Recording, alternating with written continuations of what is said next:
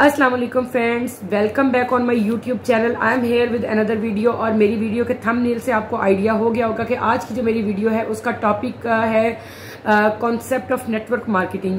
बहुत सारे लोग जो हैं वो मुझे मैसेजेस करते हैं कि मैम आप काइंडली हमें नेटवर्क मार्केटिंग के कॉन्सेप्ट के बारे में गाइड करें कि इसका बेसिक कॉन्सेप्ट होता क्या है। सो आज की वीडियो में मैं आपको बहुत ही सादा और आसान अल्फाज में नेटवर्क मार्केटिंग के कॉन्सेप्ट के बारे में गाइड करूंगी। सो अगर आप मेरे चैनल पर न्यू है तो मेरे चैनल को जरूर शेयर, लाइक और सब्सक्राइब कीजिएगा और बेल आइकन को भी दबाना मत भूलिएगा ताकि मेरी आने वाली हर नई वीडियो के बारे में जो है आपको रिपोर्ट पहुंच जाए और इंशाल्लाह जो है वो फर्दर ताकि मैं ऐसी ही नई वीडियोस आपके लिए और भी लेकर आती हूँ। सो अभी जो है आज की वीडियो को हम स्टार्ट करते हैं कि आज मैं बात करने वाली हूँ नेटवर्क मार्केटिंग के कॉन्सेप्ट की। तो नेटवर्क मार्केटिंग का जो कॉन्सेप्ट है वो नेटवर्क मार्केटिंग के लफ्ज में ही छुपा है। किसी भी चीज के, किसी भी नेटवर्क के थ्रू जो मार्केटिंग की जाती है उसको नेटवर्क मार्केटिंग बोला जाता है।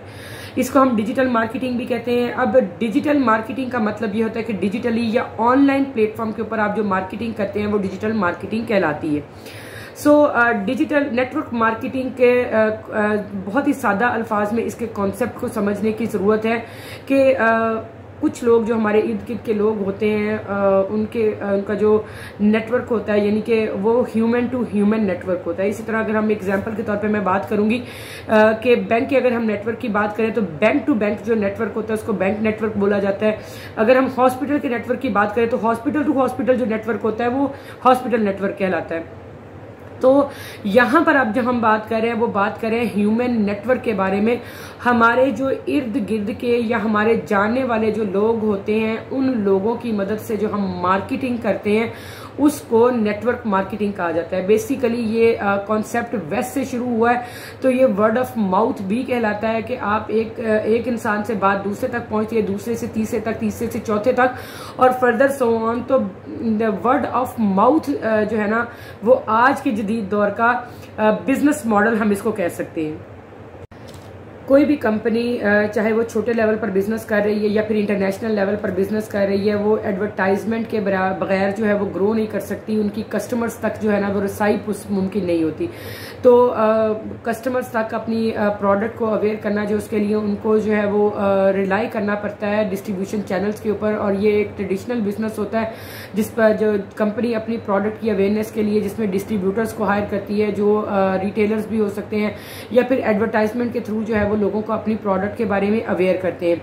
तो इसमें ये होता है कि जो अंदर मिडल मैन होता है वो सारे का सारा मुनाफा वो रख लेता है और इसका जो बर्डन होता है वो जो एंड यूजर होता है या जो कस्टमर होता है उसको पे करना पड़ता है। यहाँ पर मैं एक एग्जांपल दूंगी कि फॉर एग्जांपल एक साबन है, मैं लक्स की एग्जांपल दूंगी, हर घर में यूज होता है। और लक्स की अगर एक साबन की जो टिक्की है वो मिल जाती है मार्केट से, वो 60 रुपए की मिलती है।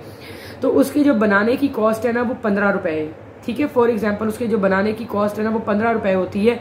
और जब वो एंड यूजर से पहुंचने से पहले जब वो डिस्ट्रीब्यूटर तक पहुंचती है तो ऑब्वियसली सबसे पहले तो कंपनी की अगर कॉस्ट 15 रुपए आई है तो कंपनी डिस्ट्रीब्यूटर को देने से पहले अपना कुछ प्रॉफिट का मार्जिन रखेगी। वो 10 से 15 रुपए तक अपना वो मार्जिन कंपनी रखेगी।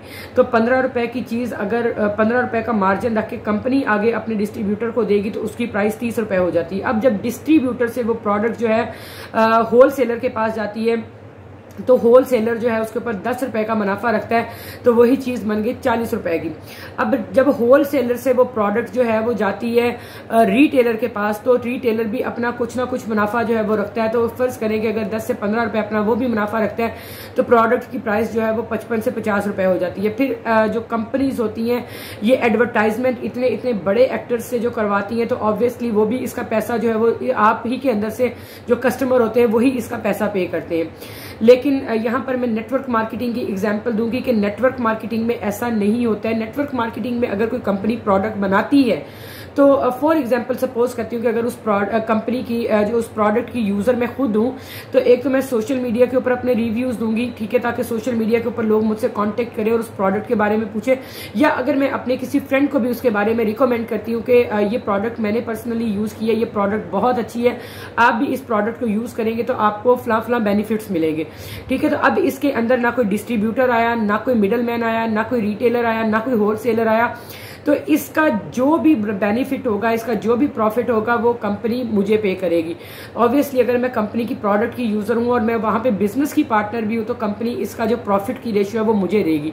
ठीक है, यहाँ पर कंपनी जो है वो डिफरेंट, जब आप बिजनेस में पार्टनर्स होते हैं तो डिफरेंट आपको प्रोडक्ट के ऊपर डिस्काउंट्स भी ऑफर करती है, जो वेरी करते हैं आपके लेवल्स के अकॉर्डिंग। ठीक है, तो आपको वहां से भी जो है वो अर्निंग, उसके जरिए भी आप अर्निंग यहाँ से जो है वो जनरेट कर सकते हैं। तो होप्स हो कि नेटवर्क मार्केटिंग का जो कॉन्सेप्ट है मैंने बहुत ही सादा और आसान अल्फाज में आप लोगों से उसको शेयर किया। होप्स हो कि मेरी आज की ये वीडियो है ये काफ़ी आपको इन्फॉर्मेटिव लगी होगी।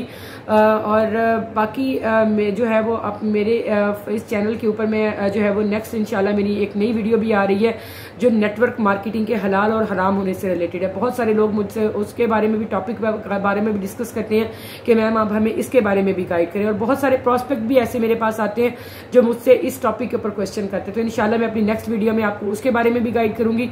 सो स्टे ट्यून और दुआ में याद रखें, पाकिस्तान के लिए दुआ करें। अल्लाह हाफिज।